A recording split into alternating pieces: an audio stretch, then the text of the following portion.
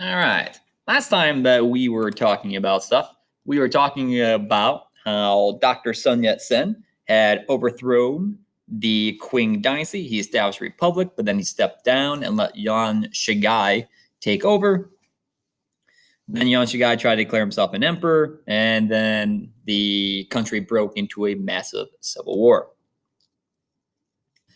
And during that civil war from 1912 to 1928, the nationalists, which is Dr. Sun Yat sen's group, has their own military force, and they're trying to take over control of the country from all the other groups in China who were also fighting for control of the country. We know that Japan wasn't interfering in China. We talked about before when we did our last unit about Japan, about how they had invaded China in the Sino-Japanese War and had defeated the Chinese for control of Korea. So we had talked about that before. Japan was also attempting to take over full control of China, but the United States, Britain, and France were like, no, you can't have full control of China. So Japan's though still trying to interfere in China and still trying to gain control of it too. They're not like invading yet. They're just trying to get control of it through other methods. Dr. Sun Yat sen, he does publish a book called The Three Principles of the People. So that's a book that he does end up publishing. And the nationalism wasn't the only group, or the nationalists weren't the only group that was starting to gain kind of some strength in China during the Civil War. There are some other groups as well that were also trying to gain up control. You do have the communists. They were starting to kind of gain up some momentum as well in China. China's flag at this time period, the nationalist flag anyways, this was their flag. So this was a nationalist flag during the Civil War between 1912 and 1928. So if you looked for the flag of China, that's what it would look like. All right. Go ahead and make a bullet and write down Civil War in China. So bullet, Civil War in China.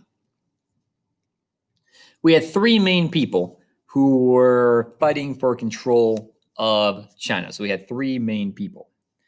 The first main person that was fighting for control of China was Zheng Zhulin. Go ahead and make a one and write down Zheng Zhulin, Manchurian warlord.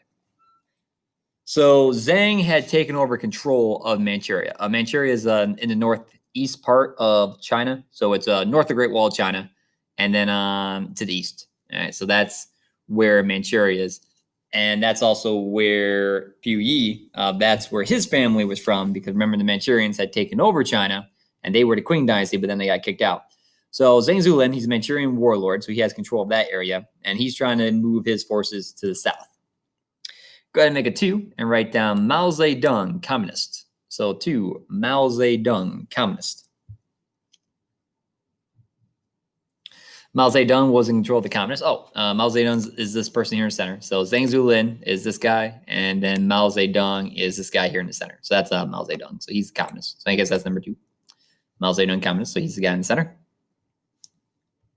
And then number three, Chiang Kai-shek. So Chiang Kai-shek, who is right there on the right-hand side. So Chiang Kai-shek. And Chiang Kai-shek, he will take over control of the nationalist group. So Sun Yat-sen will eventually end up dying from old age. And Chiang Kai-shek will take over control of the Nationalist Party or the nationalist group. All right, so those are our three main people, Zheng Zhulin, Mao Zedong, and Chiang Kai-shek. So the first thing to kind of write down, as I said before, make a four, is write down Sun Yat-sen succeeded by Chiang Kai-shek. So number four, Sun Yat-sen succeeded by Chiang Kai-shek. So Chiang Kai-shek takes over control of the nationalists after Sun Yat-sen dies. So Chiang Kai-shek is the person that ends up taking over. So that's number four. So what ends up happening with these three main people trying to take control of China? Well, the first thing that happens is that Zheng Zhulin, the guy who was a Manchurian warlord, so that guy right there, he ends up moving his forces to the south, and he actually ends up taking over Beijing. So he moves south, takes over Beijing, has control of it, But then the Japanese were like, no, no, no, Zhang, you can't control Beijing. And Zhang is like, all right, fine. So he was getting pressure by the Japanese that he couldn't be in control of Beijing. He couldn't go that far south with his troops. And he's like, all right, fine, I'll withdraw. And then the Japanese like, sweet. Hey, do you mind taking a train back to Manchuria? And Zhang's like, well, that's kind of weird, but sure. Gets on a train, and while the train is going back to Manchuria, bam, blows up, and Zhang died. So the Japanese put a bomb on Zhang Zuolin's train to kill him, because they're the ones who want to control Manchuria. And we'll see that in 1932, a couple years after killing Zhang Zuolin with that train bomb, Japan will invade Manchuria and take control of it. So the area that he was in control of. Right, so Zhang, he be dead. What about the other two people, Mao Zedong and Chiang Kai-shek? Well, Mao Zedong and Chiang Kai-shek were actually working together in the later parts of the Civil War. So the two of them were actually working together. They were communicating. They were organizing joint operations together. So they were working together to defeat all the other warlords in China. And more specifically, they had been moving into the south parts of China, trying to take control over the south parts of China together. So they had actually been moving together and trying to gain control. However, what ends up happening is that the nationalists decide to expel the communists from the National Party. So the communists were just a part of the nationalists, and then the communists get kicked out of the party by the nationalists. And by kicked out, I mean they attempted to murder them all. All right, so by expelled, the nationalists attempted to wipe them all out with military force. Go ahead and make a 5 and write down communists expelled by nationalists. So 5 communists expelled by nationalists.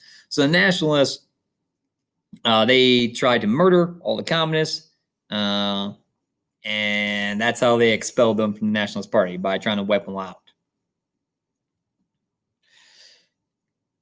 Now the communists do end up surviving this expulsion by the nationalists, and they're kind of down the south parts of China. Eventually, they go on something called the Long March, which basically they march all the way from the south part of China over a whole bunch of mountains over to the north, kind of north central part of China, and then they set up kind of their base of operations there. But a lot of people do end up dying on the Long March, but it does save the communists at this point in time in the war. So it does save them, and they're not completely destroyed. So by 1928, though, things are looking pretty good for the nationalists. They're in pretty decent control of everything. So you have them in pretty decent control of the country. Not the central part, not the Manchuria part, but they do have control by Nanking, which is the capital now of China. So it's not Beijing, it's Nanking at this time period. Okay, so in 1932, a couple years after this, the war between the nationalists and the communists kind of stops because of the Japanese aggression. So when the Japanese end up taking over Manchuria in 1932, the nationalists and communists stop fighting against each other, but then they start fighting against each other again.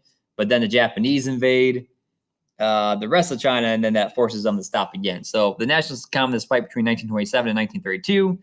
So the nationalists are still never able to gain full control of China. So they defeat pretty much all the warlords except for the communists, and they haven't been able to really defeat them.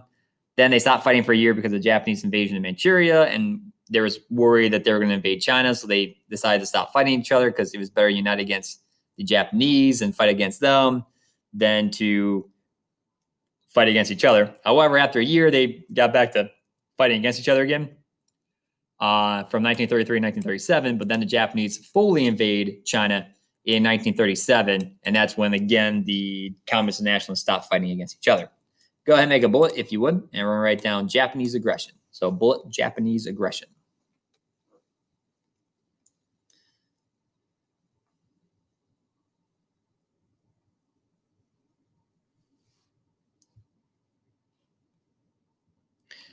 So after our bullet, Japanese aggression, we're going to write down when Japan invades Manchuria. So make a 1. And we're going to write down 1932, Japan invades Manchuria. So 1932, Japan invades Manchuria. So as I said before, Manchuria is invaded by Japan in 1932, and they will take control of Manchuria. And after Japan takes control of Manchuria, that's when they find Pu Yi, the person who was the last emperor of China, and they make him the puppet emperor of Manchuria from 1932 to 1945.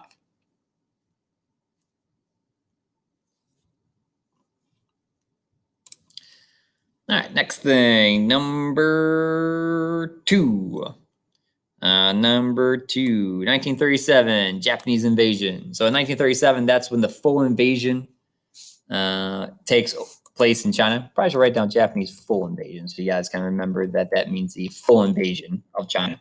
So in 1937, Japanese full invasion. So that's when they fully invade the rest of China is in 1937. The Japanese, when they invade into China, they mainly take control of the north parts of China and the coastline.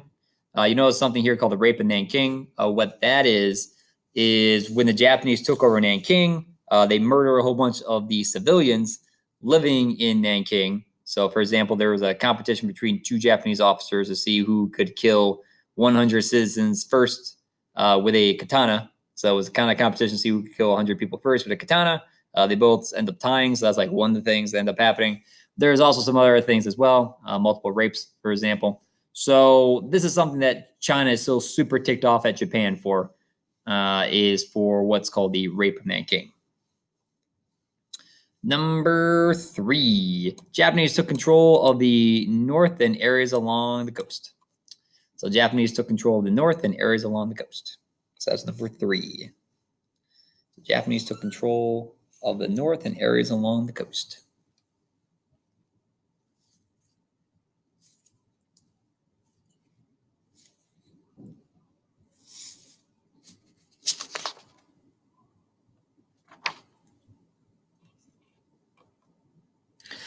All right, and then make a four. We're gonna write down this word right here, guerrilla. So number four, guerrilla. All right, so Japanese were invaded China. The Chinese didn't have a great way of fighting against the Japanese. They couldn't really fight them in full-on combat. They just didn't have the technology to really be able to compete against the Japanese. So they end up using what's called guerrilla tactics. So guerrilla, it's not a monkey gorilla. It instead is a French word. And what guerrilla tactics are is basically when you attack the enemy, you do some damage to it, and then you pretty much just run away as soon as you do some damage. So guerrilla tactics is all about getting damage on your opponent and then keeping yourself from getting any damage. So you're not trying to like full on fight a battle and win a battle against your opponent. Instead, you're just doing damage to them and then moving away, doing damage and moving away. So that's a lot of what guerrilla tactics are. Just about constantly doing damage, constantly playing defense, and then hopefully, if you constantly annoy your opponent enough, they will eventually give up. This happens during the American Revolution, in which that's pretty much the strategy in the United States, is that they're doing guerrilla tactics, doing a lot of these hit and run tactics that are doing damage and moving away, and to the point where the British kind of just got sick of fighting the United States and kind of just gave up and were like, all right, fine, you can have your independence. Of course, we also got help from the French too, so that was pretty helpful too, since they brought some troops in to help us out. But in any case, after guerrilla, we're going to write down hit and run. I guess that's where guerrilla tactics are. It's when you attack the enemy, you hit the enemy, and then you move away. So that's number four. Guerrilla, equal sign, hit and run. Now, you also see here it says scorched earth tactics. What scorched earth tactics are is when the enemy is about to take over some of your territory, you burn everything down in that territory. So it's like, well, we have a bunch of rice fields in this area. We have a bunch of more wheat fields in this area. You just burn it all down, so that way the enemy can't use those resources because they're not there anymore because they're all burned down. That's what scorched earth means. All right. Let's go ahead and stop there.